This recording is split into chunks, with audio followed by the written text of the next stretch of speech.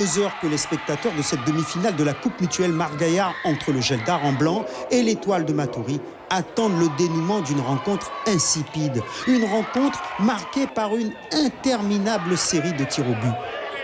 Blons-Leroy, le gardien kouroussien, est le 19e tireur. Il bat son homologue Edwards avant de le mettre en échec et qualifier le Geldar pour sa seconde finale consécutive sur le score de 5 tirs au but à 4. C'est le foot, hein.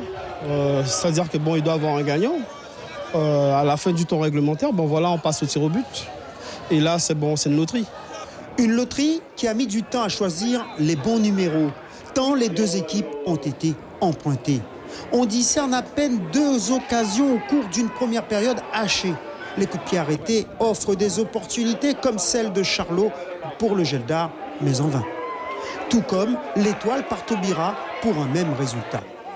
En seconde période, les corners s'accumulent pour les Kouroussiens, mais les filets ne tremblent pas, tout comme le Roi, auteur d'un arrêt déterminant à 4 minutes du terme sur une frappe du Matourien Acide. 0-0, ce match ne restera pas dans les mémoires et pour cause. Il y avait beaucoup d'enjeux déjà et je pense que les deux équipes ne voulaient pas perdre.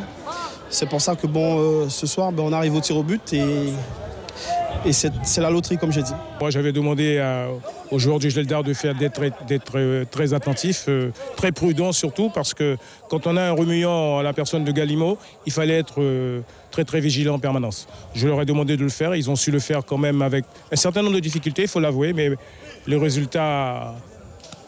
ça s'est joué un coup de dé, parce que de toute façon, il faut le reconnaître. Et je tiens quand même malgré tout à souligner la très bonne performance de l'adversaire.